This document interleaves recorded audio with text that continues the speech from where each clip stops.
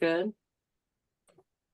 All right, everyone. Today we decided to get together to share stories about shared crossing experiences. And what that means is when someone you love or know passes and crosses over, you experience something too. And so thanks for coming. If you can in the chat, put me or your name if you do have a story to share. That way we'll cycle through.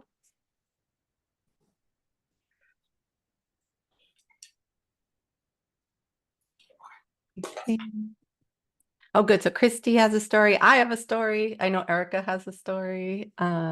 Monique, Lisa, any?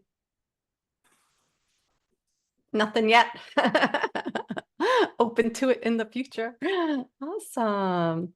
Well, Christy, why don't you start us off then, and I'll keep an eye on admitting anyone who decides to come. Okay, that sounds good. And if you want to make me co-host, Jessica, you can, so that when you're talking, I can let people in Sure. to help Yeah. you out. Because I know it's hard when you're talking, at least for me. I Yeah. can't multitask. That's why I have my good friend Lisa. Yay. Um, Yeah. All right. Yep. So I just invited you to co-host. I love that idea. Thank you. okay, cool. Right. Awesome. Okay, so my crossing experience. So the most, I have a couple, but the most life altering for me happened when I was about 16 years old. Yeah, that was about 10 years ago. No, um, Took a sec to land. about 40, yeah, 42 years ago. Okay, so I was 16 years old. I was living in Anchorage, Alaska. My grandfather, so my father's father, who I was very close to and I loved very, very much, passed away. And he lived in Washington State at the time. And so now I didn't like share his crossing. I wasn't there when he crossed over. I was in Alaska, he was in Washington. And I knew that they told me, that he's crossed over. And so we got the news, and we grieved in our way and started making plans on flying to Washington. But that night, when we went to bed, I didn't think anything of it. Tomorrow was, we were all going to be home together and getting ready to get on a plane and stuff like that. So I went to bed and I had this dream of my grandfather. And it was so like real. Okay. So I'm laying in bed and this dream, I'm going to put air quotes around it because I don't think it was a dream. I was laying in bed sleeping, and all of a sudden I look and at my doorway, and I keep open. My doorway's open when I sleep, and standing in the doorway is a silhouette. This, it was like a dark shadow, but it had this light around it. So it was a silhouette. So I would say it was an apparition. Okay, and so it was an apparition in my dream of my grandfather, and I said, "Oh, hi, Grandpa." And he said, "Hello, honey. I'm here to let you know that I am safe and I'm out of pain and things are great here." So I interpreted that as so I was like, "So you're in heaven now?" And he said, "Yes." And I said, "So you're out of pain. You don't have to deal with that pain that you were in." And I said, "And you look so good and so healthy." And my heart just expanded. I just felt this so warm, loving energy. And I said, "That's awesome, Grandpa. I love you." And he says, "I love you too. I'm going to go visit your parents now." Okay. So that was my dream. But I did, in my dream, he went downstairs and kind of did the same message for my parents. So that was my dream.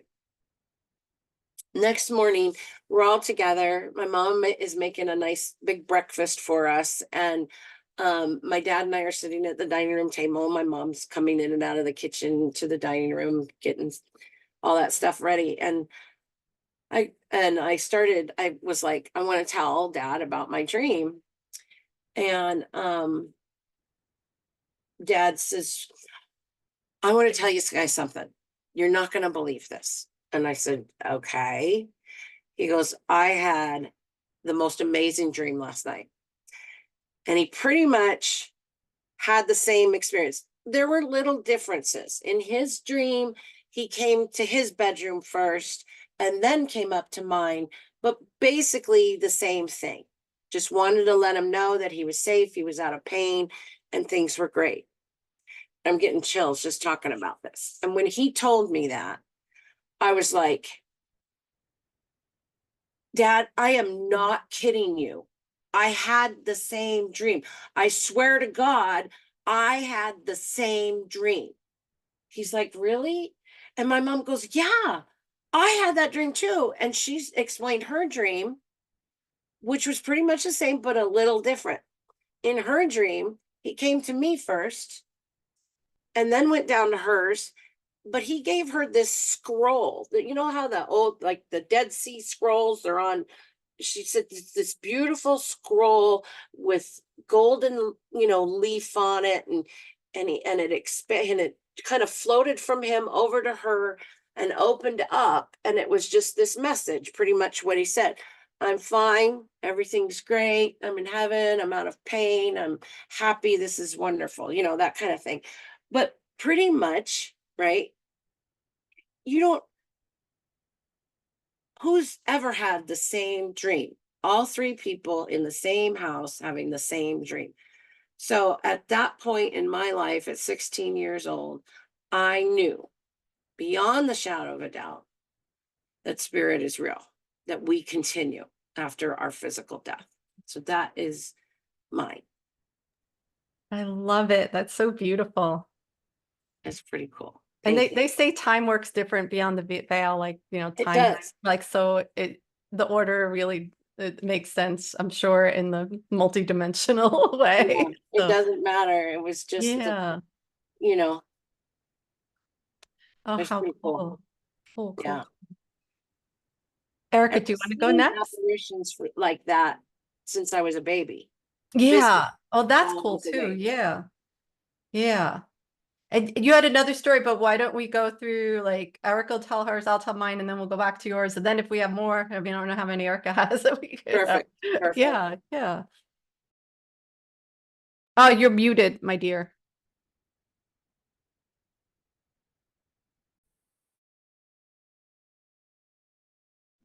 Oh, okay.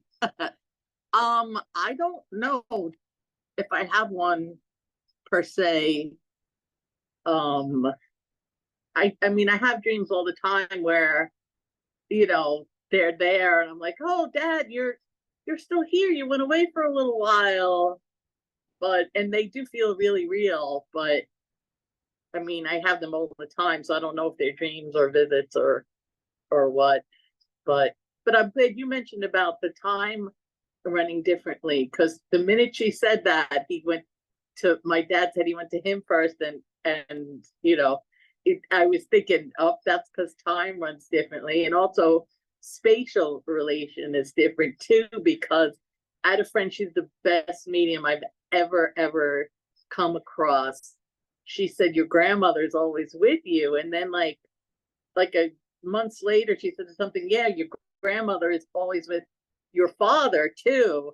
And I was in Virginia and my dad was in New York, and she goes, she's always with both of you. You know how it works, right? You understand that even though you're not together, she's seriously right next to both of you. And I was like, yeah, not that I understand, but I get it. But you share yours, Jess. I'd love to hear it. Yeah, and mine I found out years later. So Erica's my sister. Oh, okay. Erica's my sister, and I have another sister, Evelyn, and she said the same thing happened to her on the same night when my mom's dad passed. And so we called my mom's dad Papa. and he was in the hospital, and I kept visiting him, and it was time to leave. And I said to him, I'll see you tomorrow. And he didn't answer. And I said, I'll see you tomorrow, like a command. And he said, oh, like he was like, oh, he nodded, yes. And I had been staying with his wife. We called her Nana. That was my grandmother. And I was actually pregnant at the time. But I was like, staying out there and helping her like go to the hospital and stuff. And my mom was out there too, but I don't know where my mom was staying. I think she was like at another relative's or something. And so, or she was driving back and forth, doesn't really matter. But anyway, so it was like me sleeping at my Nana's house, sound asleep. I wake up to this energy wave just passing through me, so much energy. I knew it was him. Like it was just incredible amount of energy just passing through me. I knew it was him. And I said, go back to the hospital. But I knew what it meant. And like there wasn't words or anything. Like I knew this was, they call it a flyby, I found out. So I knew he had passed. And I wake up the next day, and my Nana's on the phone with my mom, and my mom's telling my Nana, when my Nana's like, how's he doing? She said, my mom said, same as last night. And I'm like, no, he's dead. Like I'm thinking like, what is she talking about? Same as last night. He's dead. Meanwhile, Erica could vouch to this. My mom is like the white liar that it was technically correct, same as last night, because he was dead last night and he's dead right now. But she didn't want to tell her mom. She wanted to be there in person and give her some kind of pill and whatever. So it didn't make sense to me because I just knew it. And then when she came over, my mom and my aunt, and they sat my Nana down and told her, that made more sense to me at that point. But I found out, and the funny thing was he loved my eyes. He always complimented like how much he loved my eyes. And I was pregnant at the time. So I was thinking, now, mind you, I was married to someone who was Filipino, dark skin, brown eyes. I have a biochem degree. This does not make sense if you remember how the genes work. I said, oh, if this baby comes out with blue eyes like mine, I'll know that was real. And even though I knew it was real, she came out with one eye like mine and one brown. How rare is that? That's like one of the rarest things in the world. And it's funny, that would have been his sense of humor too. He was very clever. He loved puns. To influence almost like a wink, right? Like one eye is the mine and one eye's not. And it's like a little cosmic wink from Papa there. So that was what happened to me. And then I'm not sure the circumstance of my sister Evelyn, but she said like years later, she's like, same thing happened to me. And so maybe it was the exact same, maybe it wasn't, but that was that was super cool. Yeah. That is cool. A flyby, huh? Yeah, like I'll put the links in the chat. There's an organization, it's called the Shared Crossing Project, and they collect these stories, they share these stories. And when I heard this, I don't know if it was one of the I think it was one of the stories shared on here. This woman said all of a sudden she felt like really dizzy and like she got like whacked.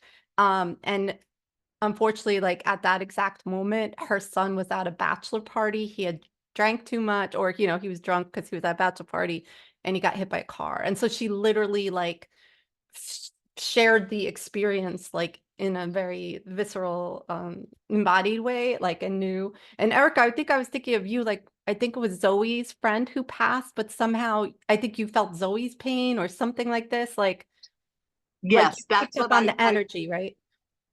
it was when Zoe found out about it. I felt her pain about it. Oh, And that was a very cool experience. And I think it just goes to show how close I am with Zoe, like to feel that exact, and it was the exact moment, because I remember looking at the clock and it was like noon, and that she knew it was the exact time because that's when the graduation was starting at noon. And she said just as it was starting was when they told her. And I was so happy that morning. And then all of a sudden I said, I felt so sad. I almost fell to my knees and I felt like my best friend died. Like, Aw. that's exactly how I described it before I knew. And then Zoe called that night and said, oh, Benjamin died, and I said, oh, we'll drive right down to Maryland, from New York. And when we got there and I was talking about her, I was like, oh yeah, and you found out last night? And she's like, no, I didn't. I found out it was noon because graduation was starting. And I was like, wait, what? And she's like, yeah, I was so sad. I almost fell to my knees. And Wow. and he was one of her best friends. So that's Yeah. like exactly what I felt. But, I guess that, empathic thing, Yeah. whatever that I share with Zoe was, yeah, that was really very interesting. So Wow. interesting. Yeah. Uh, Aw. yeah, but I never felt like I always expected to feel what you felt with Papa with our dad, but I didn't feel it when he died. I have a suspicion he wasn't good at ghosting because when we all flew out and we stayed in the hotel right after he passed, I was sleeping and I could best describe this as like popping out of body because I'm not an astral projector, but if you've ever done that, you're just so disoriented and it's very clunky. But I noticed this happens to me when like entities are trying to visit me, and he was clunking around, and I was just like, please stay away. I'm trying to sleep or whatever. Like and then the next day, my older daughter, who is like, she's so in tune with this stuff. Like she literally saw her husband's grandfather at the side of the bed saying goodbye to him when like, but she's like, I think she's afraid of it. So she just like kind of wants nothing to do with it. She'd never join a group like this. If she sees this video, she'll be like, why do you even say older daughter? Like she's just, I think, really afraid of it. But she did admit to me the next day, she's like, Mom, the exact same thing happened to me here. So Erica, I think he was probably clunking around. He didn't know how to, hi, darling, I'm here. And we just hear like, blah, blah, blah. And you're like, stop the racket. We're afraid.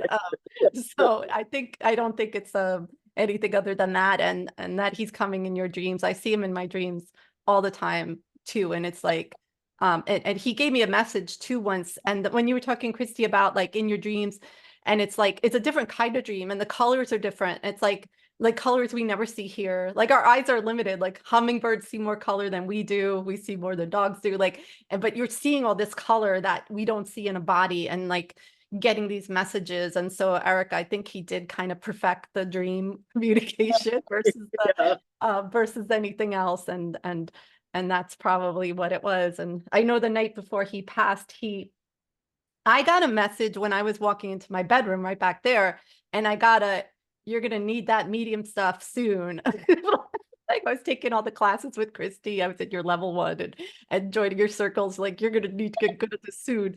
And I was just like, what was that? And he knew something was up, but I don't think he knew he was going to die because he told my mom, promise me you won't put me in a home, like before he went to bed. So I think he must have felt something was up. And I don't know if that, like, maybe one of, a lot of times relatives come and help people cross over. So maybe someone was whispering to me, is like, you're going to need to figure out how to do this better communication.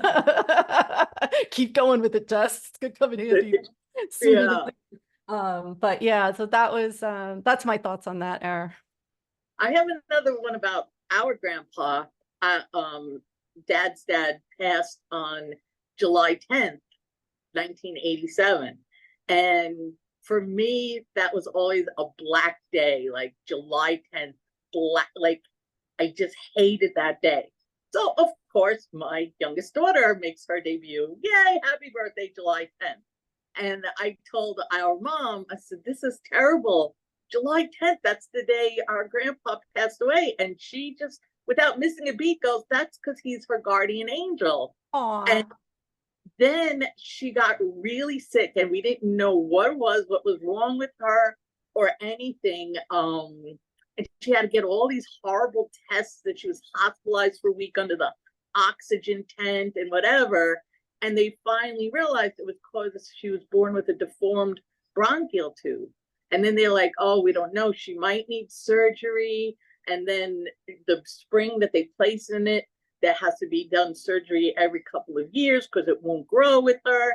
And he's like, or the doctor might decide that it'll resolve on its own. But, you know, the expert in the world, we have to send it out to him to look at. And we'll call you when we get the results. And I'm like all nervous. Oh my God, we're gonna get the. So then finally I called, did you get the results yet? And they're like, nope, we didn't get the results yet. Wait. So I was like, God, I can't believe I have to wait another day. And then that night I heard a voice tell me it's going to be okay. The next day I get a call and they say we definitely think she's gonna, you know, outgrow it, which she did. And that day was April 4th, Grandpa's birthday. Wow. So like it was the day before, it wasn't ready. Waiting for a guardian angel's birthday, who told me, now I know it was him, the day before, it's gonna be okay. And then on his birthday, he gave me a present, you know, and she's okay. So that was pretty cool. You gave me chills there. See, it's funny.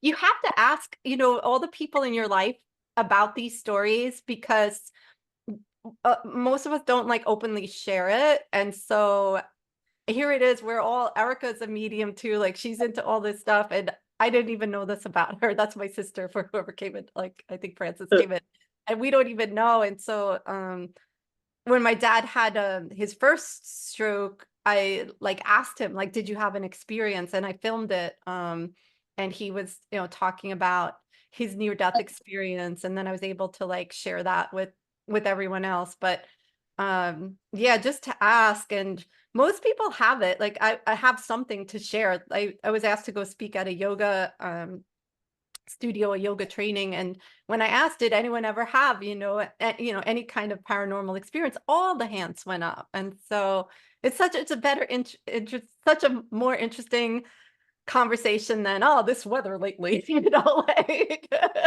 just even with people you never met, to hear these stories, it's just so uplifting. And thank you, Erica, that's so sweet. Oh my gosh. Francis, if you have a story you could put in the chat, if you want to share. I know Christy has a second story. Well, I think Monique and Lisa have a story too. Do you? That'd be awesome. Oh, cool. Yeah, no, go for it. I missed that. I'm so sorry. Oh, Cosmic Wink. I see that now. Yeah. So how about Monique then? Okay. Well, you're right, Jessica. I don't go around telling this story to everybody. And I was born and raised Roman Catholic, French community. But nevertheless, it doesn't matter. Believe me, I worked in television when I realized, like Christy had said, when I realized that through experience, that we don't die. What I wanted to do was run back to the station and say, boys, do I have a story for you? Right? But hell no, I kept that. I didn't say a word. And yeah, I mean, these experiences are miraculous. And to have to hold it in out of fear of judgment, you know. So yeah, so I actually went on, joined IANS a few times just to get that out, because yeah, people would think I was crazy if I told them this. But I just realized what you wanted to talk about was shared death experience. So yeah, so I'm a little unclear as to exactly what that specifically means. Do you have to be sitting next to the person when they pass? Because that's happened to me. I've had 4 family members pass, 2 brothers, a mother and a father. And the most recent was my mother in October. And that was definitely a shared experience. I was holding her when she passed. Now, my father and brother died 5 months apart. and one of my brothers. The other one died many years ago. He had passed while on vacation. He had drowned.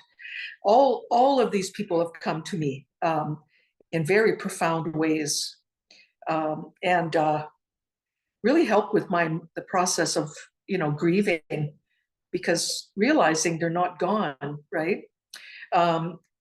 My first years ago, probably maybe 10, 12 years ago now, was the death of my father and brother Marcel, 5 months apart. I was with my dad when he passed. Actually, I was sleeping, and then I got a call from my mom saying he had passed, back and forth to the hospital. But what happened, which was so profound, life-changing really, was, see, I'm not sure if this qualifies as a shared death, but it was a spiritual transformational experience. All these people would, show up, and it happened 12 years ago. I was in my living room, and I had company, and they had left, and I was putting the chairs away, and my father showed up in my living room, right, this living room right here. He was behind me, and it was so strong, it brought tears to my eyes. No question, it was him. Now, oddly enough, I didn't know I was a medium then. I don't even know if I was, but this experience may have it did provoke a spiritual awakening, actually. But this is really strange. I could see him, even though he wasn't in front of me. Later, I realized I could see him. It must have been my third eye, I guess. But at that time, I was standing in my living room, and I didn't even finish the thought. I wanted to turn around and see him, and the thought was not complete. And before I finished it, in a millisecond, boom, I was in another dimension.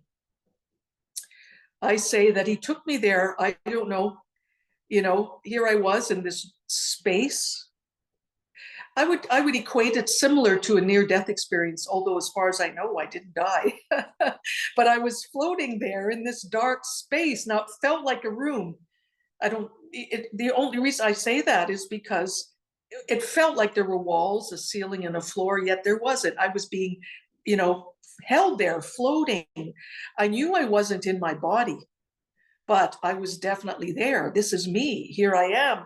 And the odd thing is that I wasn't uncomfortable. I wasn't scared. To me, it felt, I'll use the word natural. It felt very natural. And I wasn't bothered by the fact I could have probably stayed there much longer. I mean, I could see everything around me, but yet there was nothing to see. But I knew that I could see into infinity.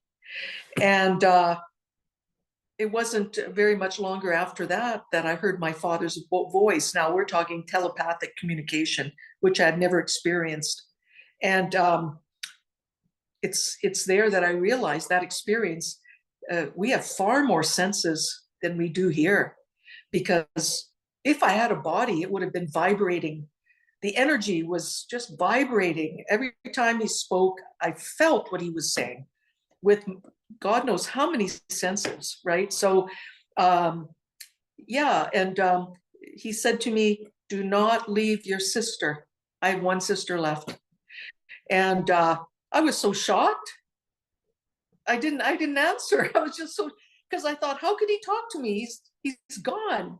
I was just shocked. Now, but because I didn't answer, and I was very close to my dad, he said it again, "Do not leave your sister."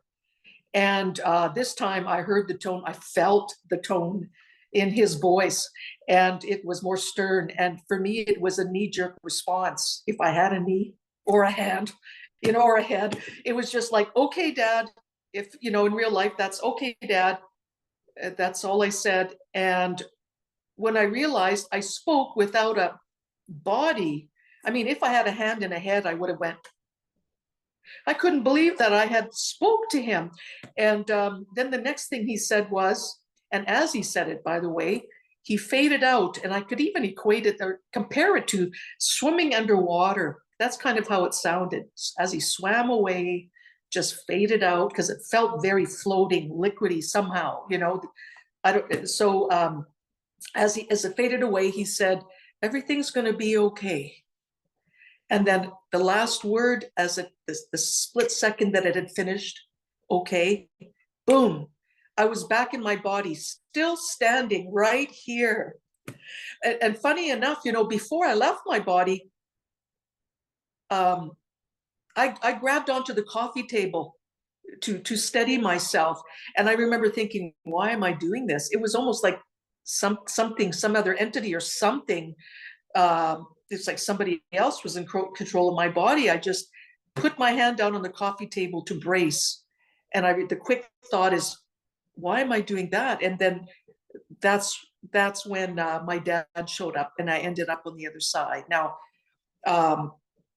the next day, or maybe 2 days later, and I can tell you about time too. You're talking about time. Definitely, I experienced that timelessness. That was unbelievable. And it messed up my sense of time when I got back.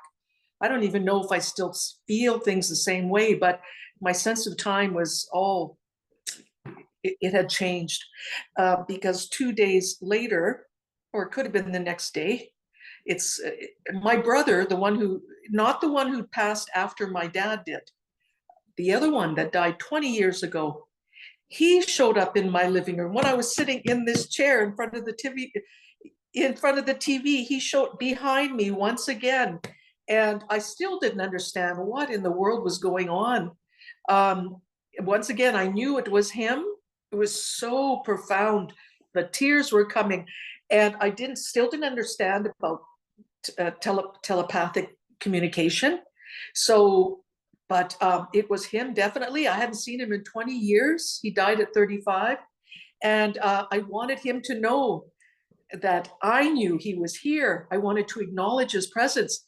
So I opened my mouth and I tried to say his name, Roger, and I couldn't even get it out. Something was stopping me from speaking.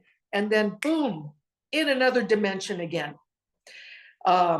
This time, this was a little different. I was sitting in his truck. I was re-experiencing 2 moments in time that I had experienced here on this dimension when we were younger. And here I am sitting in his truck, looking up at him, and he's driving.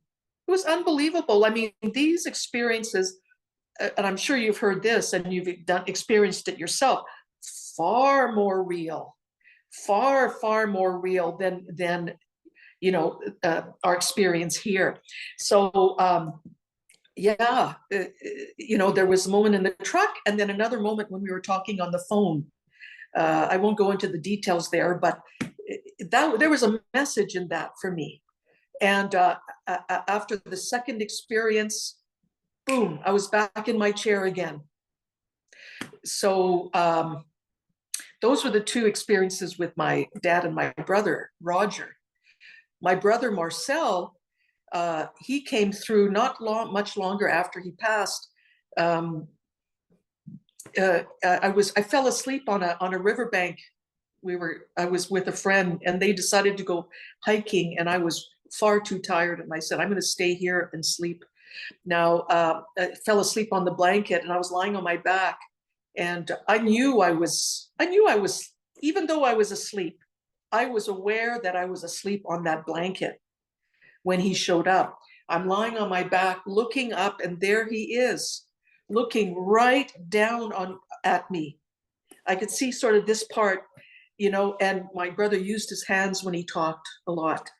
And he was laughing so hard.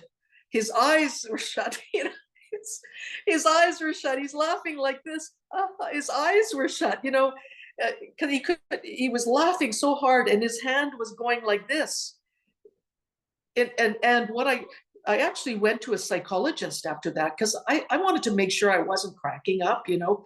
And, you know, she opened, as soon as I told her that, I think I saw my dad, you know, fortunately, she was an open-minded psychologist. She opened up the drawer and give me the business card of a psychic, very expensive psychic. I went to her, and this psychic validated everything for me. And but I want to say this too. After my dad showed up, I went onto the balcony of my patio here, just in shock. I just saw my father and I went to another dimension. I'd never heard of these things before.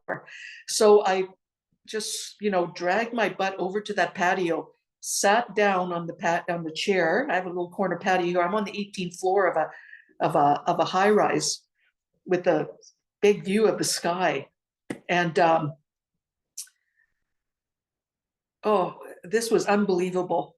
I sat there and I could hear my ego.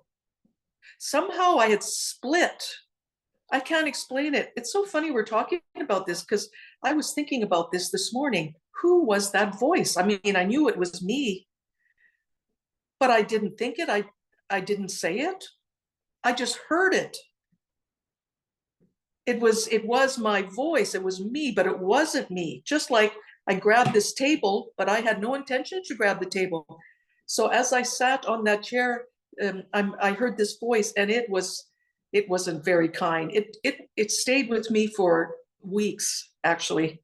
I didn't know what the world was going on. And it was saying, oh, Monique, you better go get your neighbor. You just had a nervous breakdown, And I found myself arguing with it, going, that was real.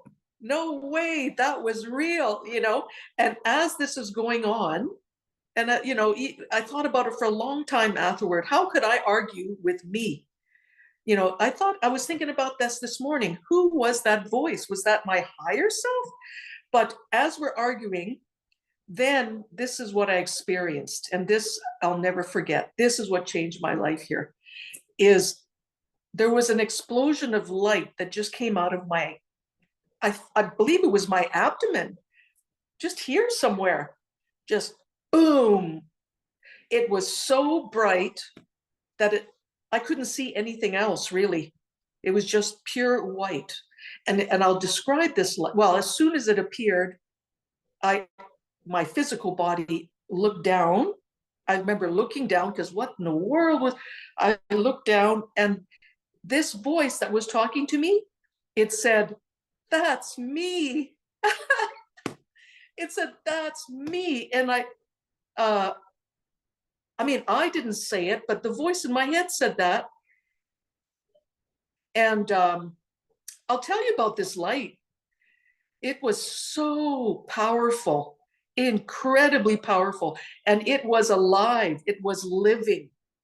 And I knew that it had been there my entire life. I knew that. And don't ask me how I knew these things. I knew it had been there, and it had been observing everything. The same things that I experienced, it was there experiencing, but merely observing. You see, this is the interesting thing. I remember thinking it was there the whole time, but no judgment whatsoever. The me here was going, I'd go through experiences, get cut off from some guy in a car, and I'd go, what an asshole, or what a jerk, or just judgment left, right, and center as a human being. But this light had, even though it was supposedly me, it had been there the whole time. I found it interesting that it had absolutely no judgment. It was everything, but nothing at the same time, if that makes sense at all, right?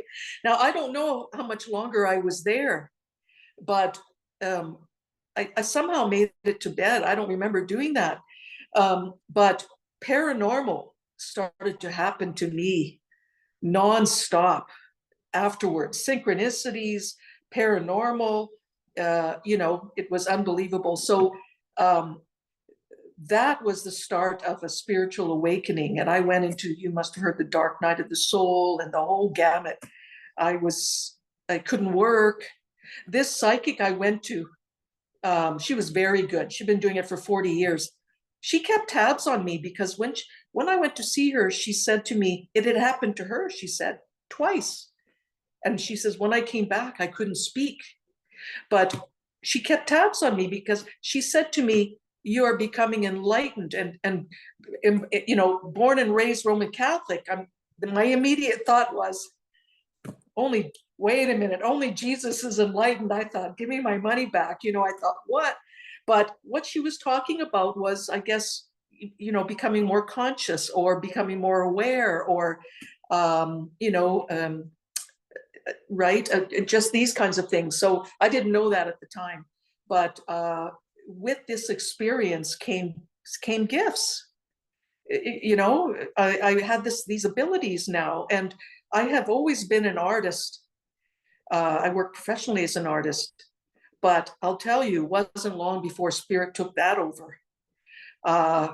When synchronicity led me to a spiritualist church, I somehow got in there, surrounded by 18 good mediums practicing, and I saw, thank God, I've only seen my family up to that point, but they showed me how to see a complete stranger.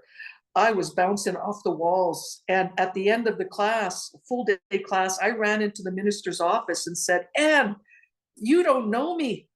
I said, but I'm a very strong artist. I said, you want me to tell you what I'm seeing? Because I would never tell anybody. But here, these people are telling each other what they're seeing. And I get to tell them. I said to her, you want me to tell you what I'm seeing? I said, I'll draw it for you. She said, really?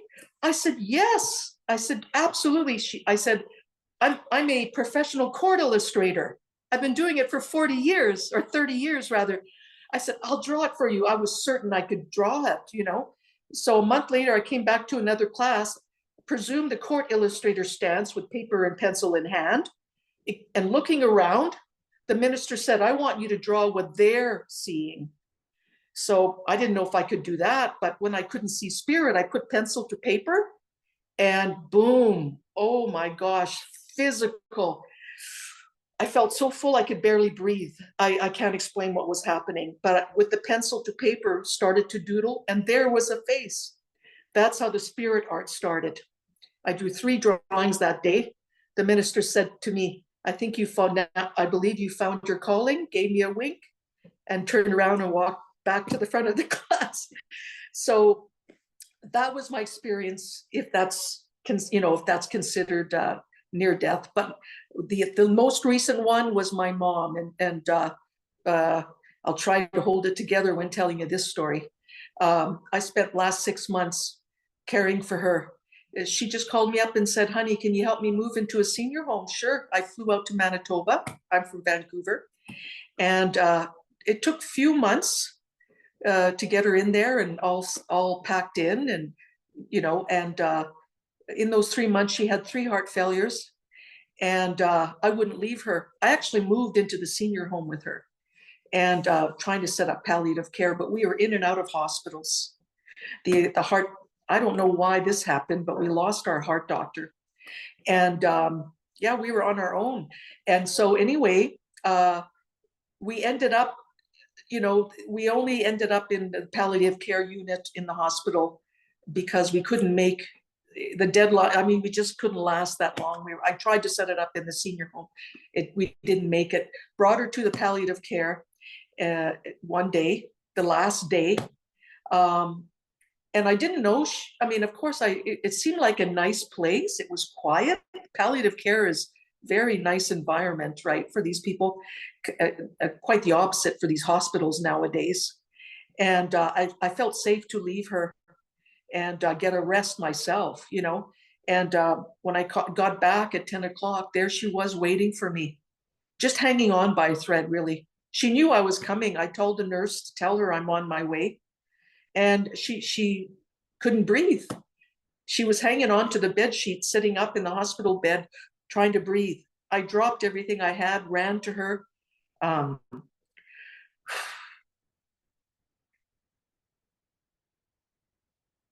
Put my arms around her. I was yelling for help. Everybody came in and I said, Mom, you're okay. I have you. I've got you. I've got you. You're okay. And the doctors tried to give her something to help her to breathe, but her heart was done and she didn't want to be revived. So I knew she was leaving. What amazed me was she hung on until I got there. And this is amazing.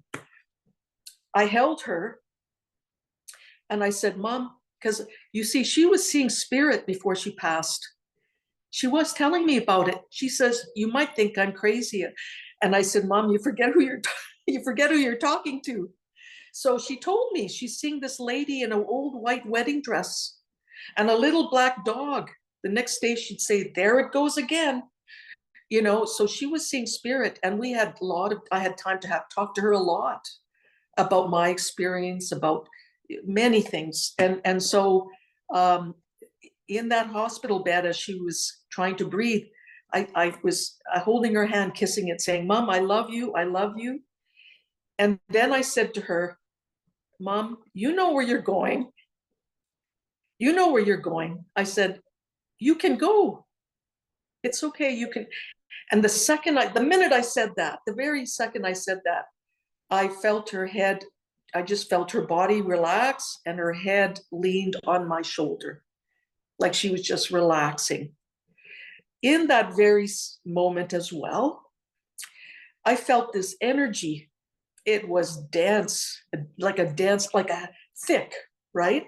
Almost physical, this dense energy, and it surrounded me. I could feel it all around me. And it felt exactly like a hug, exactly like a hug. And in that hug, I got a message that came in a knowing, like an actual knowing. The message was one of gratitude. Thank you. Thank you. And then that was it. I looked up at the 2 doctors. I said, is she gone? And they asked me to put her down. They both checked her. And yes, she had left then. Now, one of the things after the funeral I said to family member was, when I fly back to BC, I said, it's really going to kick in for me when it's time to call her, because all my life I've called her at least once or twice a week. And it's like a knee-jerk response. Oh, gotta call Mom, you know? And so when that happens, so anyway, when I got back, I had a dream. Mom come to me in a dream, and it was one of those dreams that, as you said, Christy, was so real. And it was simply this. I didn't see her, but I felt this experience. I was on the phone, simply having a phone call conversation with her, just talking to her. I don't remember what was said, but I remember the feelings, you know, with Mom. Doesn't matter what's going on in your life, good or bad, like you always feel better when you hang up the phone. And that's exactly my experience. I had this phone call with her. Oh, hi, Mom, you know, and then I woke up and I felt better.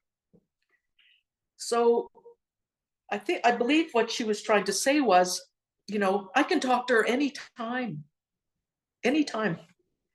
So those were my experiences, all of them. Yeah. So it was quite something. Shared spiritual transformational experiences, shared death experiences.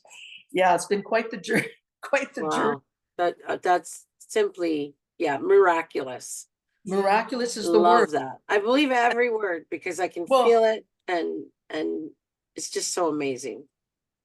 And Thanks to keep for that sharing, to Monique. yourself, you know, to keep all of that to yourself in this world, that's not easy to do. So IANS is where I went. And then when I saw your ad, Christy, for advertising for this event, I thought, oh, this gives me a chance to let it out. You know, nobody would think I'm crazy. So I grabbed at it. So thank you for having this event today. Yeah. Well, yeah, you're most welcome. And it's Jessica that puts them together. I just take her work and I say, here, come to this. Yeah. So yeah, absolutely. This is Jessica's awesome. And this is really nice. And you're right, Monique, that it's not something you can share with just anybody because for fear of judgment. Yeah. And, you know, we do get judged when we have experiences that other people haven't. And so they just don't believe you. Mm. And it's that same feeling you got when you were having your out of body experience with there's no judgment. with that ego versus your higher self versus your ego. That's gorgeous stuff right there. Absolutely. Yeah. Yes, absolutely. And I didn't mention this too. This is another miracle. And I don't know how you guys feel about this, because it wasn't my idea. I'll tell you, after the light went away, I looked up into the sky, and I've got a beautiful sky view here on the 18th floor. Well, I looked up there after I saw this light, and this sounds crazy, honest to God, but it happened. The sky started to dismantle like pixels on a computer screen. Just pieces of it started to break down, fall down. And I mean, I was so taken back by that. I had to turn away. It just freaked me out so much. I turned back, everything was okay, but that's when I had the epiphany that, and I don't know how you guys feel about this, but this environment is not really real. We are creating it, or somebody's creating it, and I've asked, and even scientists have proven this now, that I've asked this for quite a few years, and I just got a natural sense of curiosity. Standing on the balcony years ago, I've been here 17 years. I've asked more than once in my own mind, are objects there when you're not looking at them? Do they actually exist when you're not looking at them? That was a question I've had for a long time, and I don't know why I would ask such a thing. But that question was answered that night, that afternoon when I saw that. I mean, that's what I think anyway. So anyway, I'll leave you with that. I know I've been talking a while, but another miracle. Yeah. Yeah. When you were talking, you were saying it was like an ND, but you don't think you died. I love ions too. I actually just spoke for them yesterday on a Zoom, and at the last year conference, I was a speaker in person. I love ions so much. And so that's why I know what I had would be called a shallow near-death experience. I was mostly, I was pretty much a vegan. I guess I was a good vegan, right? But I was at this networking event, and someone came by with this plate of shrimp, and I went, why not? And so I eat the shrimp. It gets caught in my throat. Oh. I don't do the Heimlich, the I'm in trouble. I'm just standing there, but I pop out of body. And so it's like you were saying, it was like dark, but it felt warm and a good energy, almost like a worm.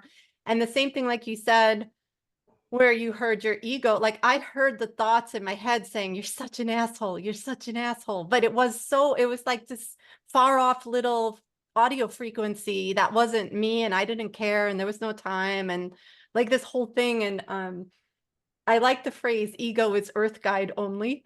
I've come to know that we have more than one ego, like we have different parts of ourselves, and that's true in psychology and neuroscience. They say it's called multiplicity of mind. Like part of me wants this, part of me wants that. And I think of them all as my little earth guide only helpers, right? And so you really experience like your truth of your light while these other things are dancing around saying you need to go get checked out. You just had a nervous breakdown. But even at IONS, there are all the stories of like being in dual location, and so many stories of comfort that one panel was like, if you know someone who died in a very violent death, like just know that they popped out of body long before any of XYZ happened. And they were sharing very horrific stories, but they were like, I was not feeling like I was out of my body, and they wanted to like share that message with, let people comfort other people that they weren't in their body. And so luckily, because I wasn't smart enough to do this, I was like somewhere else. Someone noticed that I was choking. And years later, I was like, how'd the person know I was choking? And my sister-in-law said, Jessica, you were probably turning blue. So they came over and they Heimlicked me. And so I didn't actually die, but I was on my way for sure. And a lot of parallels to like what you were just describing, of being somewhere else. And I did this non-dual meditation series that's completely free on a site called deconstructingyourself.com. Now I donate to his Patreon highest amount every month because I had like similar experience to what you're saying, like in this other dimension, and it's just incredible. But it's all really here. There was a man at Ions named Roland. I forget his last name, but he ran a workshop last year. He was doing some stuff up in the conference room. And when I was telling him about my dreams and like helping people cross over when I sleep, he said something too to me like, what's your business in the darkness? You have no business there. You just called to the dark, call them out of the darkness to you in the light. Why would you go to the darkness? He's like, it's all really here. Like there's no like there. It's all here, just different dimensions. So like, why would you go down to the darkness to help someone out when you could just call them up to you in the light? And I was just like, oh, you know, like how Erica was saying something about being here and there at the same time. And you're like, you understand it, but you also don't understand it, right? Like you're like, okay, I'll take that. There's no such thing as time. And yet it's like, okay, we blocked off 2 hours for this. We have another hour and 2 minutes, right? Like, and so, yeah, it's just fascinating. And I'm glad you shared all of those. Because I like Christy was saying, I get an idea from the group what we should get together to talk about. And then I just set it up and you know, we just see what happens. So those were beautiful, beautiful stories. Thank you so much. Yeah. And then Lisa. Lisa. All I want to say right now to Monique is, wow, I am just blown away. And if you don't do any type of helpful group speaking, you need to. The way you capture, the way you explain, the way you know what you went through and when you went through, and the way you describe it, just totally had me fixated on the computer. And I'm not kidding. I really, truly believe your speaking would help a lot of people. I truly believe that. Well, I am a medium. Yes, she is. Yes, yes. She I comes to my understand circles. it. She's a spirit artist medium, Yes. Lisa. Yes, but I think She's, your art also comes out of your mouth. I'm just, wow. she is great. She's great. Absolutely. I have a lot of my experiences, if I feel like they're, as I put them, if they're not BS dreams, I do my best to the minute I wake up, I write them in a journal. But the one that I mainly wanted to, well, actually I got a couple, but to share is my dad, who passed away in 1989, is a very, as Christy can attest to, very outgoing personality, strong personality, great. I mean, he and I were like this, okay? My best friend in the world, wonderful parent, never talked down to me, go to him for anything. That's why we clashed when I became a teenager. Anyway, but when he passed, and even though I know this was real, where we met is going to sound crazy, but he met me at our little hometown Dairy Queen. Okay, and we sat in a booth. I was going through some marital problems at the time. I was on one side. He didn't sit next to me, he sat across from me. Both of us had our arms up on the table like this, one like this, one crossed over the other. And I was dumbfounded as to how could you be here? I'm talking to you. People around me are going to think I'm crazy because I'm the only one that can see you. And, you know, my dad being my dad, he would make some funny, sarcastic remark, but he tried to, he did talk to me quite a while about what I was going through. And what I'm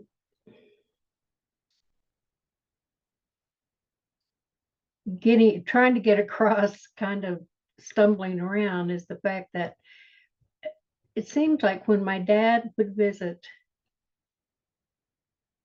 the minute you woke up, you would know that he was there, because it was just like he was there in the flesh. You could feel it.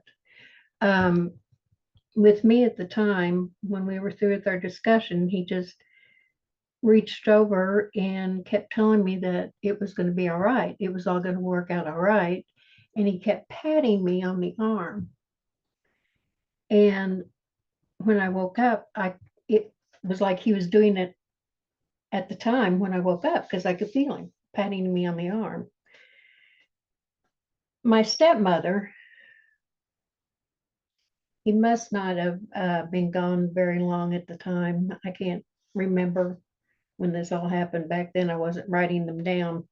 But my stepmother was missing him very much, and she just wanted to talk to him and be around him. And she said she went to bed that night and dreamed that someone knocked at her front door.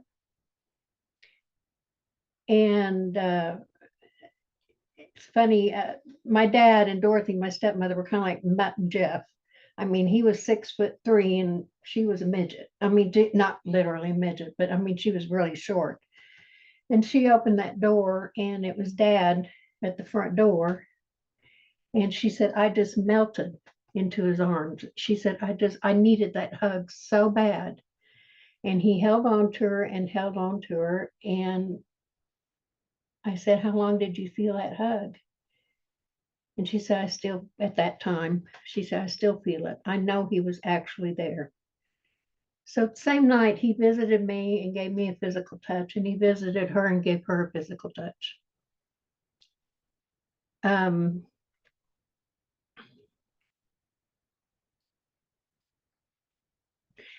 The other, and they're not real long, but the other was recently in September, and I've told Christy all these weird things. But in September, my husband passed away quite unexpectedly.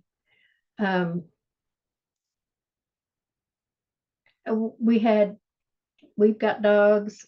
Dogs always gravitated towards him. I mean, I could say this was my dog, it would end up being his dog. So the couch that he would usually lay on to watch TV had recliners on each end. And the recliner right by his head was where our little white Papillon would always lay by him. That footstool never went down, ever. It was always up for Baxter to lay on. The night that he passed away, the gentleman that was down the road that came up to try to help me, had pulled him down onto the floor to give him CPR. And I think in that process, the footstool got pushed in. Okay. And I noticed it later after everything happened. And I thought, well, that's okay. You know, it's in. And that evening, when everybody was trying to get me to leave the house, and I finally said, no, there's not a way. If I want to cry, I'm alone. If I want to scream, I'm alone. Just leave me alone. And they finally did. And I was doing things around the house to get my mind off of things, and finally went and sat in my chair and sat down, and lo and behold, the footstool was up.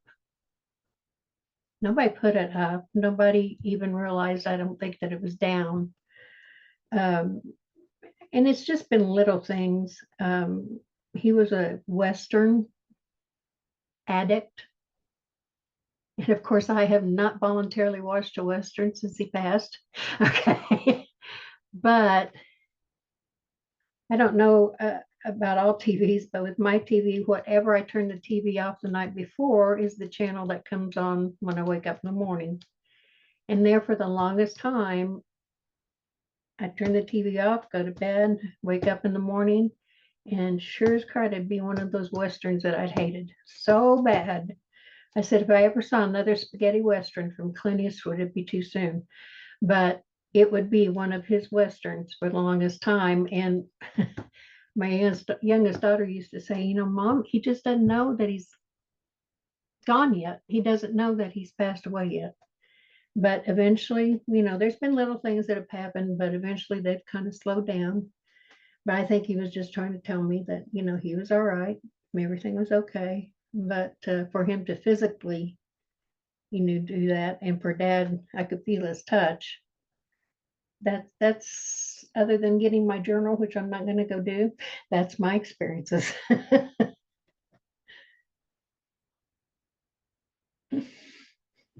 That's very cool, Lisa. Thank you. I Yeah, loved it. Yeah. very cool. Bit of the paranormal going there on there too.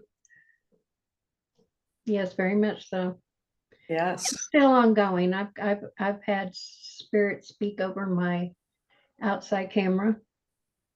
And I knew it was because it pertained to his situation before he passed away. 3 people talking about it. So yeah, there's been things. Yeah, it's been odd to say the least. But All signs of us still existing yes, after our absolutely. physical body has stopped working. Mhm. Yep. Doesn't that sound about right? When you're the experiences that we've all had, we're generally understanding that this isn't the be all and end all of what and who we are. Yes. This meat suit that we wear, this is just a avatar so that we can have these experiences, right? Mm-hmm. And I've always said too, always, the few people that I did say that tell the story to, I've said, thank God, I didn't even know what a medium was. I knew what a psychic was, but thank God it was my family who started to show up in the beginning. Because if it was strangers, oh my God, I would have been petrified, but it was my family. So I felt safe. Yeah, that's I felt good. safe. I mean, I don't know. I guess some people do have, like Jessica, you said your sister, it scared your sister or your daughter, Oh, my your oldest daughter, daughter. yeah, That's right. yeah. She was doing mirror gazing at her yoga training, Oh, and okay. she saw this was another thing that happened. So in addition to the grandfather coming to visit them while they were sleeping to say goodbye, and she literally saw him. So for me, it was an energy, but I recognized the energy. This was like she physically saw him. She's my dad or whatever that was clunking around the hotel because we weren't in the same room. We were in the same hotel on different floors. We had the same experience. And then another one that literally freaked her out was they were doing some kind of mirror gazing, and she saw all of these people show up behind her in the mirror, and I think she might have come to understand that these are her all of her ancestors. But it is especially when you don't know and you're not in these communities, like it took a while for me to find IANS, which is an amazing organization. And then there's IONS, which is also amazing. And then understanding the Shared Crossing Project. And then you actually pulled this book. It was just right here, The Science of Channeling, and Helen, I don't know how you say her name, Wabet. Like she said, like, I forgot how much it was, but it was like, I think 90% of the people, maybe it's 85% of the people have had a paranormal experience. So like, doesn't that make it normal, right? Like, and so again, just like starting to have that conversation. My younger daughter, we were living downtown in San Diego, and one night it was like a dream, but not a dream. This woman scratching at our front door, crying and sobbing, so desperate to get in, with red hair. And there was a medium that I had gone to like years before who would tell us to say like, you're not welcome here. Well, now, I'll cross them over. I'll go, whoever's there, I'm here for you. But at that point, I would just told this woman, you're not welcome here, you're not welcome here. Well, not only did my younger daughter also see her, that spirit, ghost, whatever you would call her, followed my daughter to school. And I was in apartment 507. Years later, I almost moved back into the same building and I was going to get 407. And I was thinking, wow, this is really cool, right under where I used to live. And they called me up and they're just like, hey, we still have your appointment to come look at the unit, but we have to disclose to you that like someone died in this unit. And I was like, ended up not needing the apartment, not needing the appointment. And I just was thinking like, well, what was the circumstances of that person's death, because when I lived in that 507 unit, from the first moment I swung open the door, I said, I love it here. I want to die here. So we all have to die sometime. And if someone died under a better context, maybe I would have been okay with living there. But it always made me wonder, part of me wanted to take the appointment just to find out the story and see if there's any connection to, if was it this woman, but yeah, it's just really cool, and just to share the stories and not be scared, and understand that light is the most powerful. The light of love is like the most powerful, and nothing could touch it as long as you stand in it and don't get afraid. And if you get afraid, have ways to get yourself unafraid real quick, and just find that love again, and that we could, yeah, just show up to all these things that are seemingly scary. The other thing I remind myself too is, like you were saying, like none of this is real, Monique, right? Like, so if I've had these like dark creatures like on the attack, and it's like, well, that's not even real. That's like my imagination, or their imagination projecting a shape to them. And then it was just so fascinating. I was just talking about this yesterday, because it was another dream that wasn't a dream. Like, this person was like, stand back. All these black creatures were coming, and they're like, stand back. If they touch you, you'll die. And I didn't want to run away. I was like, no, I'm here to help. And like, I was telling them, I love you. I love you. And one of them was like clawing at me. And I was first grabbing back, like, when you're a little kid and someone's fighting you and they're pinching you and you pinch back. And I was like, wait, no, I started petting it. And I was like, I love you. I love you.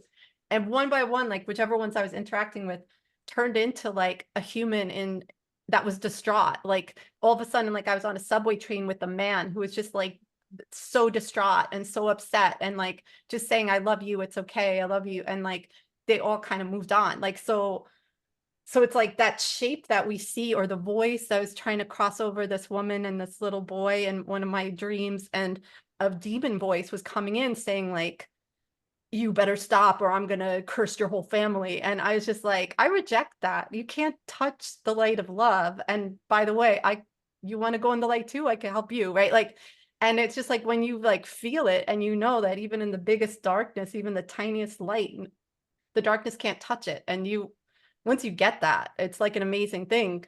And for some reason, I'm good at doing that in my dreams. And like in real life, I'm noticing I'm better and better at like staying in the love. But again, we have those egos to protect us, to stay alive, right? For survival.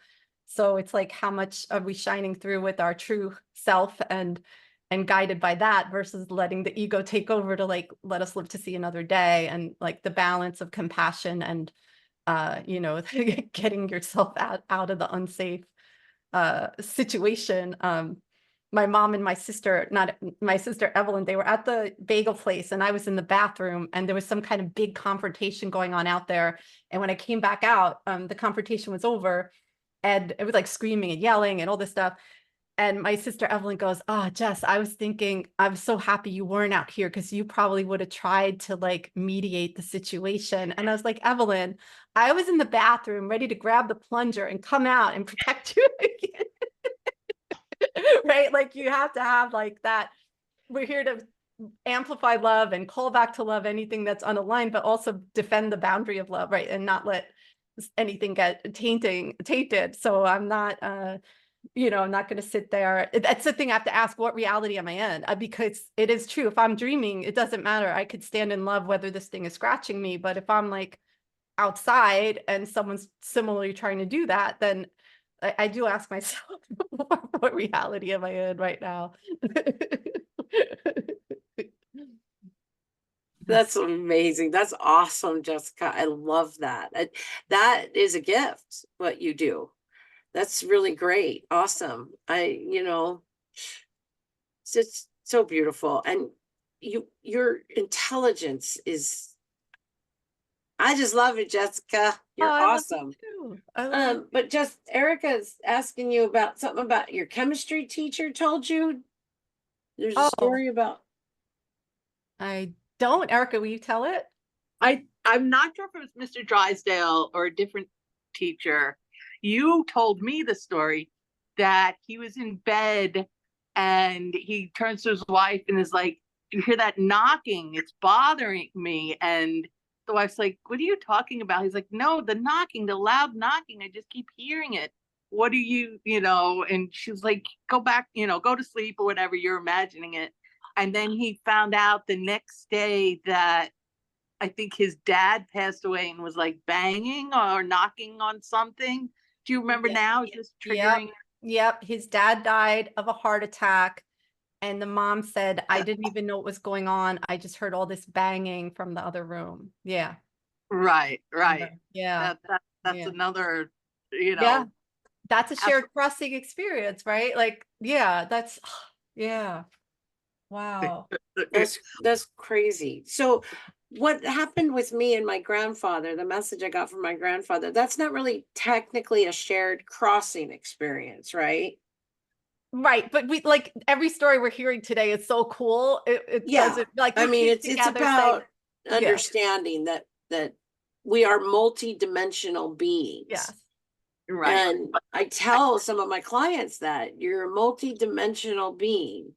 And they go, okay. And they say, okay, but I don't think they really know until you've had a multi-dimensional experience. Well, that's the thing. It's like you'll wrap your head around it one way at first, and then another way, and then another way, and then another way. So, like my current project, it's funny because someone said, "Oh, Jess, you have all these certifications, all these credentials, so you're lucky that you could talk about this stuff." But then there's a part of me that's like, what if people don't want to give me jobs in the corporate and professional because I talk about all this stuff, right? And then, but I know I'm here to just be me, and I am me, and I put these on my Jessica Jake, and I could share different things on LinkedIn too.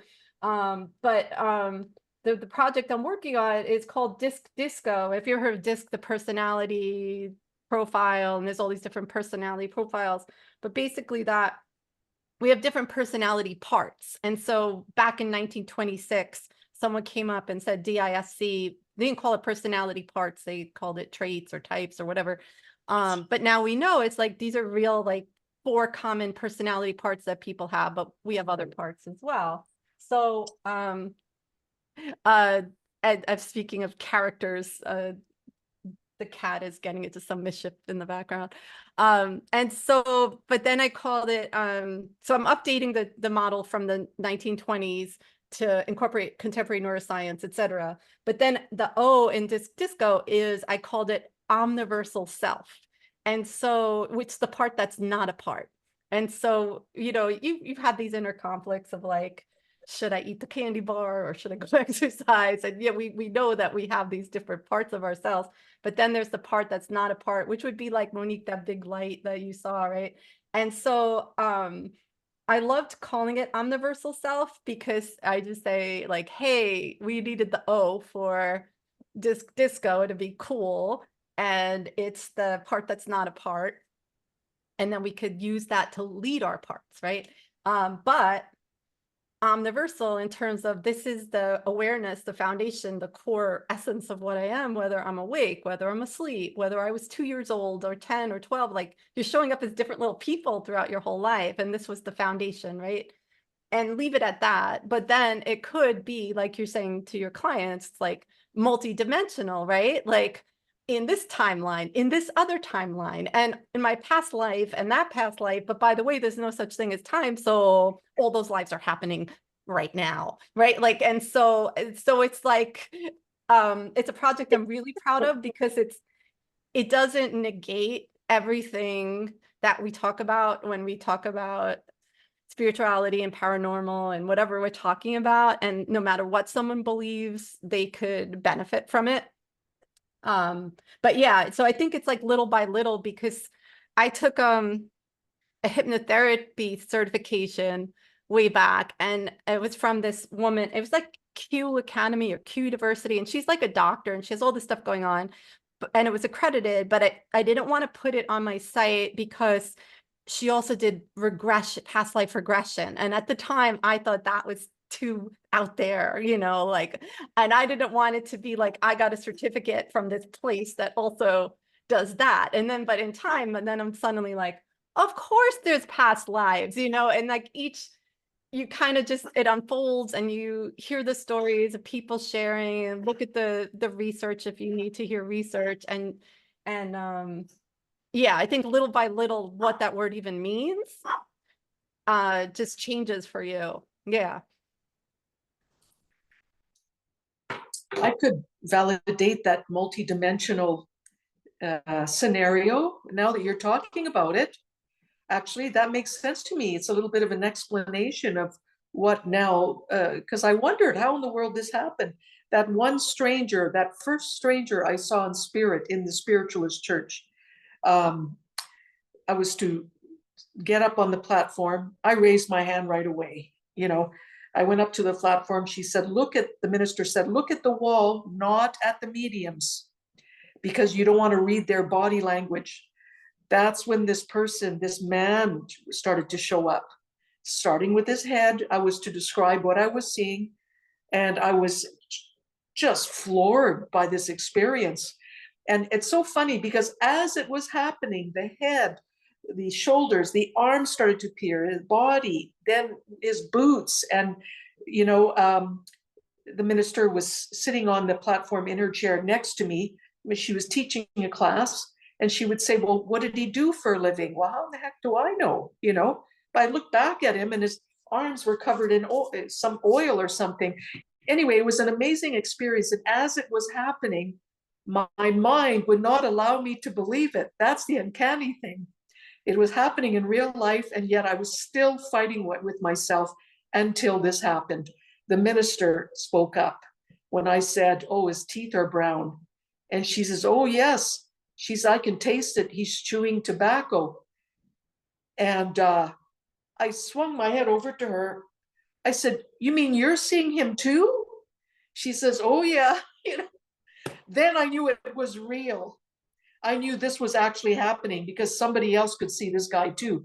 But the multidimensional thing, this is the funny thing. As I continued to describe them, one of the mediums spoke up and she said, that's my brother. So, and all the other mediums went, oh, because this girl said he went missing. He went missing. We don't know if he's dead or alive. He's a drug addict. And he lives on the streets. And all the mediums went, oh, because I guess they were shocked because this poor girl was finding out that he had passed right then and there. But the minister stood up and went, wait a minute. Just because Monique is seeing him in spirit doesn't mean he's dead. Doesn't mean he's passed. And I went, what? Absolutely. What? Good. And then sure enough, I saw this girl maybe a month later, and I wanted to know, is he okay? Well, sure enough, he was alive. She said he might as well have been gone because he knocked on our door, and he was looking for money for more drugs. So he was alive. So I thought, how in the world can that be? His spirit here standing in front of us, and yet he's elsewhere, still alive. So that must be what Christy, you were talking about in regards to multidimensional, many places at one time. Isn't that amazing? Yeah. Yeah, absolutely. And I've had that happen actually with a client who came in, and someone I was working with, very similar circumstances. Monique, his son was a drug addict, and they hadn't heard from him in weeks. And I didn't know about this, and I started giving him a reading, and he sorry, Jessica, just kind of took over, but No, please. I know this conversation is going over this way, but it's great. Yeah. I started giving him a reading, and I was bringing in his son, and he was like, this is my son. I said, he goes, but I don't know if he's on the other side or not. I'm just assuming he's on the other side, right? Because I'm talking to someone in that other dimension, right? My higher self and his higher self are talking. And I went, oh, and all of a sudden I was like, oh God, what if he is dead? What if he's alive and I'm saying he's dead? I don't want to do this. And I did not, when he said that, I felt instantly, I can't tell you he's there. I'm communicating with him, but that doesn't mean his body isn't still alive. And that's almost exactly how I explained it to him. Now, I had never experienced this before. The answer to this just came to me. I didn't know it. Christy, the physical Christy, did not know this. But the higher self Christy did. And so was able to explain to the person, my client, that this doesn't mean he has crossed over. It just means that they're able to connect in the spiritual realm for a reason. Okay, week later, found out he's alive. And then what they found out was, at the time I was connecting to him because of the amount of drugs he had taken. Oh, I He wondered. was walking, he was multi-dimensional. His higher self, he was starting to interact with his higher self because of his body. Like Jessica, like you had when you were choking, you came out of the body. I believe that he was just out of the body because his body was so drugged up. A disconnect happened between the physical avatar and the spirit. And then when he came to and his body started functioning better, it reconnected. So anyway, pretty cool, huh? Yeah. We have another topic, Jessica, that we need to organize, huh? No. What would you call that one? What would you call that? I have no idea. But yeah, DMT experience. Hypocrisy. spiritual. I'm wondering. But yeah, we've seen that even when my younger daughter joined the medium circle, and like she never practiced this, or I think she's in tune, you know, like so she just joined, and because I told her, you know, you don't know, never know who's going to come through, and Erica Nana was coming through a lot, every which way. Nice.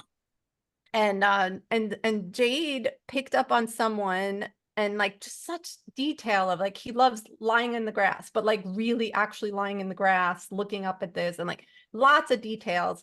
And he was someone who was in a coma or in some kind of state in some kind of hospital, and someone in the group said, yeah, he comes through these circles too. And Yep.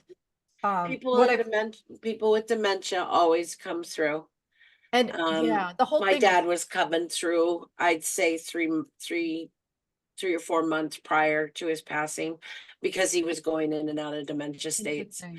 So yeah, I absolutely, I know that That's you cool can that be you know. alive and yeah, I mean, your body, yeah, but your consciousness, it's where your consciousness is, right? yeah.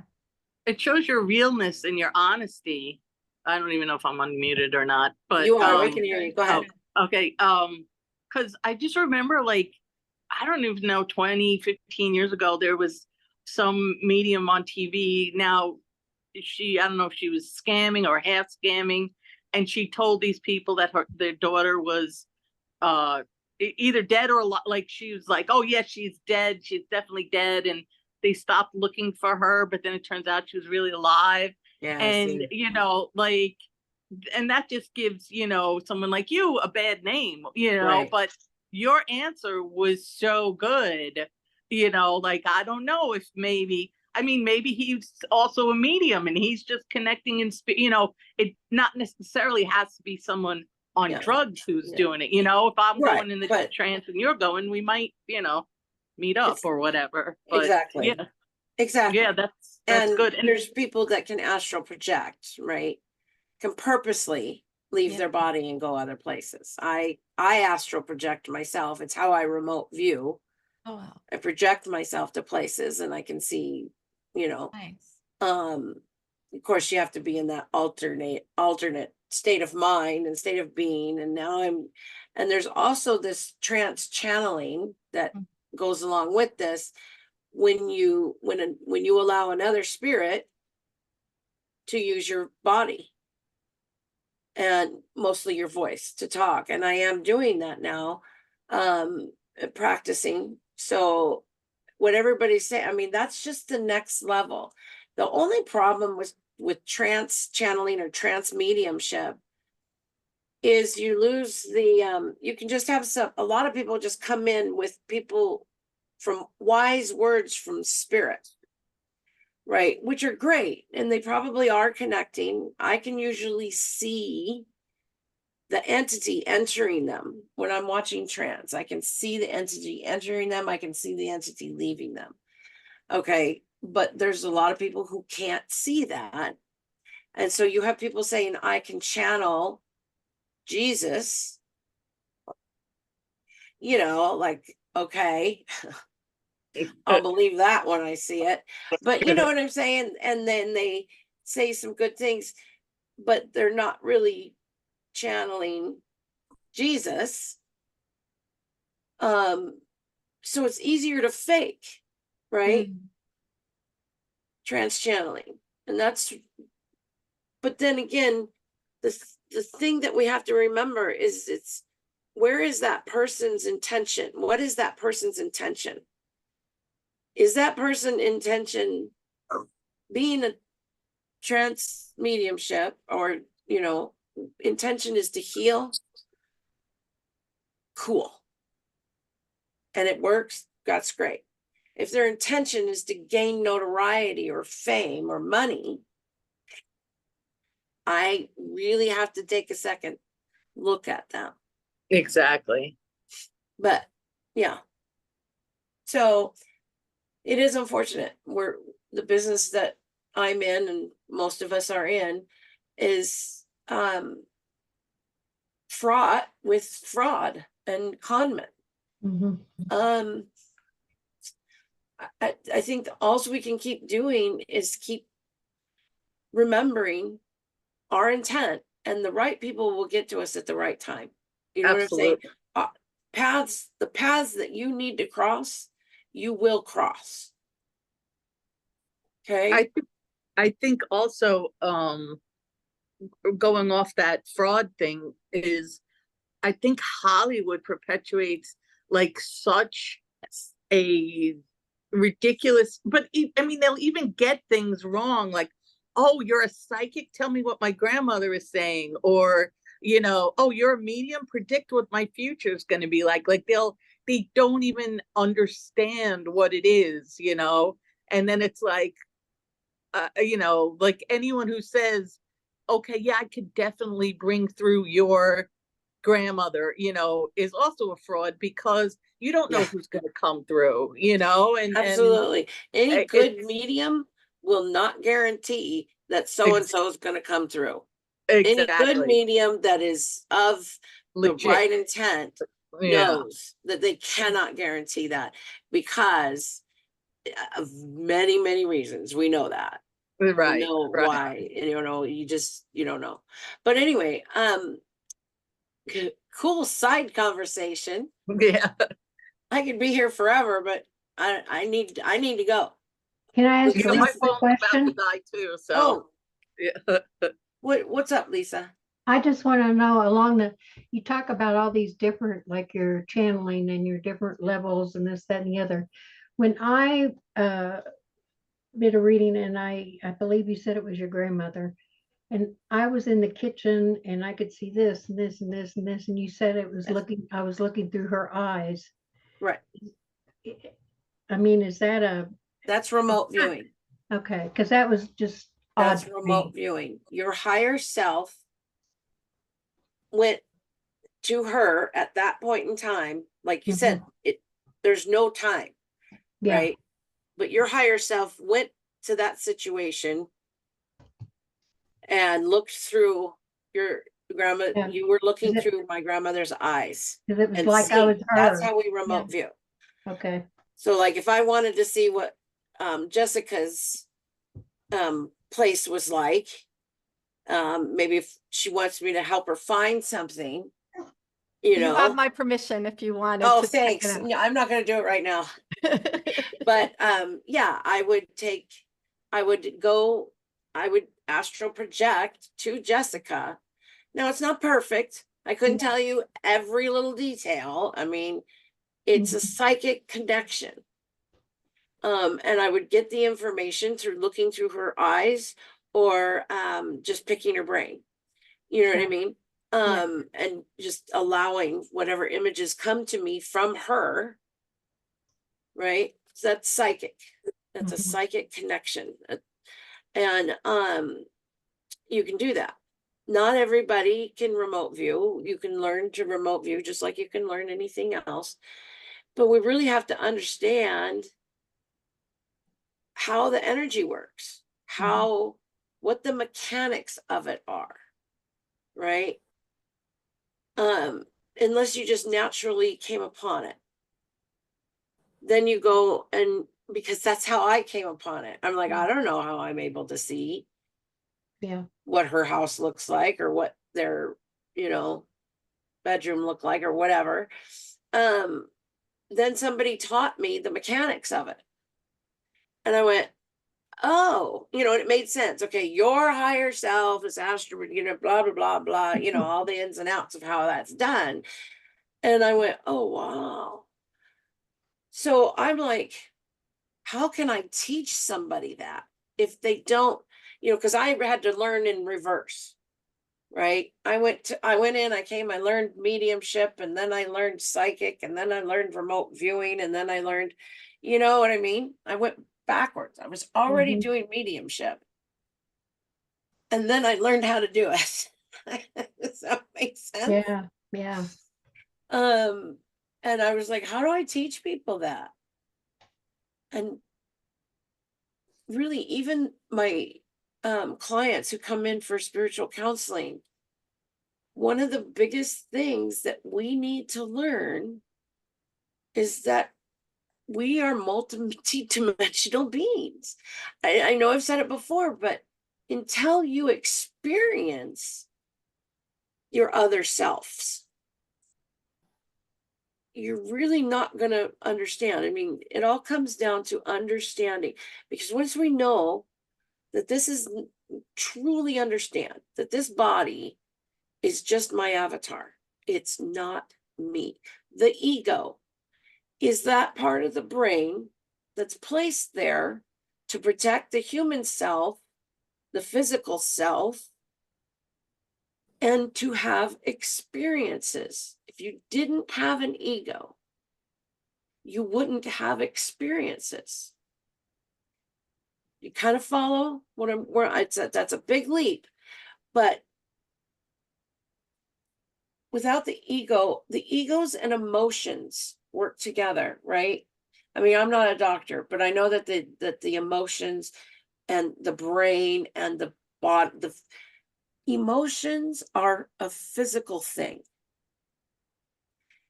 Spiritual, okay, love is not an emotion, love is a vibration. Okay?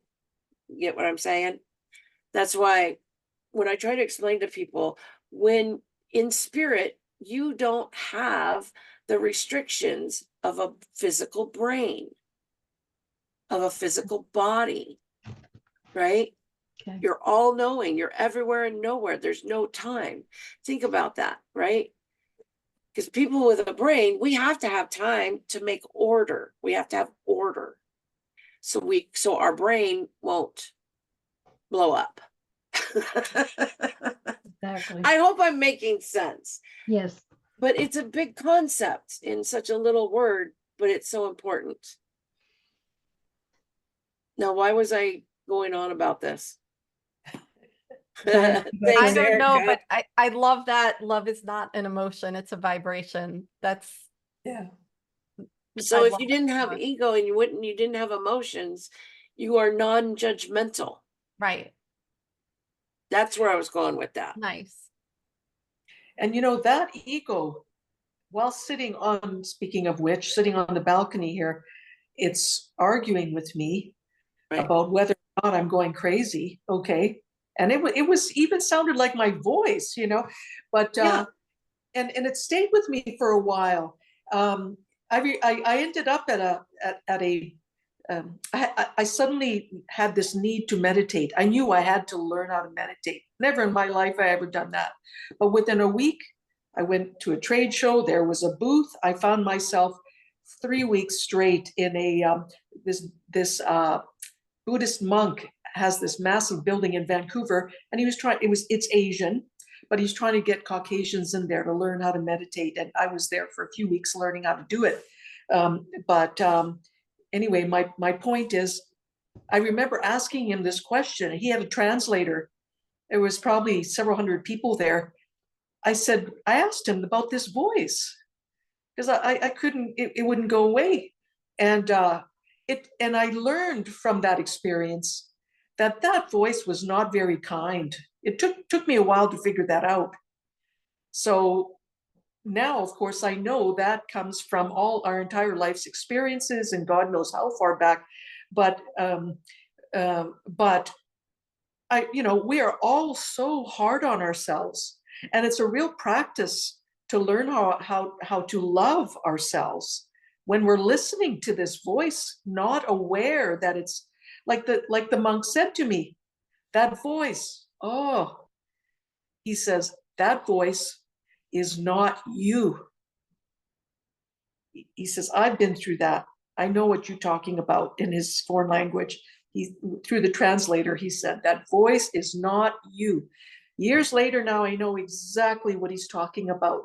But that experience showed me that I had to really work hard on being kinder to myself. That was self-induced. All the worries, the anxiety was completely self-induced. And that's a lifetime practice, really, to try to change that. So Absolutely. And, and I have people coming to me wanting to stop talking bad about themselves.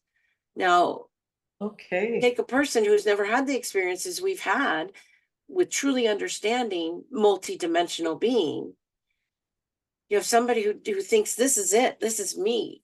This is me. Yeah. My skin, my biological body is me. And they beat themselves up and they talk crap and they can't forgive other people. They're just looking at me like I am completely out of my mind to say you should forgive that person that abused you. Yeah. I try to lead them tenderly towards it. But Yeah. I came out of a horribly 22-year-long abusive relationship that had nothing to do with physical abuse. And the shame of that, of being in that relationship. I can honestly say I love him. I forgive him. I want nothing but good things for him. I want him to be happy. Because I can take myself out of that person that was, my ego kept telling how stupid I was and why didn't you leave and why didn't you know this? You're an intelligent, you must not be very intelligent to allow this to go on, right? So I'm just like, well, that's not me. That person that wants revenge, that person that, or that whatever, that wants revenge or wants justice or wants, to get back at the person, isn't me. Those are emotions. Those are just experiences that I had. And if you can do that and detach the emotions from you, you can forgive, because it was an experience, anyway. I know we are so off book here, Jessica. But it's all connected. It's all connected. It is. Yeah. Thank you. I'll put the Facebook group. I think everyone's in the Facebook group, right? I put the Facebook group link in the chat. Yeah. For the Are you in that group, Monique? The Lightworker Support Group? I don't know. I know you're in my group, but Lightworker Support Group? The Lightworker Support Group. Okay. I will be. Yeah. That's where we get ideas for new topics for each other, and see who wants to be a panel. Usually we do like a panel because it's usually like a longer share, but today I figured it'd just be sharing stories, and it was perfect. And There's two of them here I see. One has 8,600 members. The No, other one, mine has 160 members. I found it. Okay, green. very green, yes. Well, it was so great. These were such beautiful stories. No matter which way you classify them. I'm so glad to be here with everybody. I did have to do a wardrobe change because my chihuahua decided to pee on me. So, Oh, well, that happens. but That's I okay. still heard everything. It's funny. My dress is like on the floor in the background. But Don't worry about it. it's Don't all, worry about it's it all at part of all. being in a body, right? This was beautiful. I appreciate Jessica sets up these little get-togethers on a monthly or whatever that we Try to do can it basis, monthly, just little yeah. different topics that we get together and talk about. And I would love for you to be a part of that group, Monique. And if you have ideas on what we could talk about, if you know people that would like to be involved in this, I want it to be a place where other light workers, because you know how you said, Monique, that you couldn't share your story with anybody. Yeah. That's what the Lightworker Support Group is basically about. Why I was called to create this group was because we don't always have somebody in our close by. Your husband may not believe you. People think you're crazy, and so you go into a closet. And this is hopefully a place where those people can come find and talk about things that they can't talk about to others. So thanks, Monique, so much for being here. Oh, you're very Yeah, welcome. thanks. My Yeah, and thanks pleasure. Lisa and Christy, everyone. Yeah. And Erica, who is here. I guess Francis Yeah. was here, who also someone else had to duck out as well. So Mary, I guess. yeah, well. Mary was here for a little while. Yeah. Awesome. All right. Well, have a great rest of the day. Thank you all so much. Thank you, Jessica. Thank you. Bye, Bye. everyone. Bye, Francis. Bye. Bye.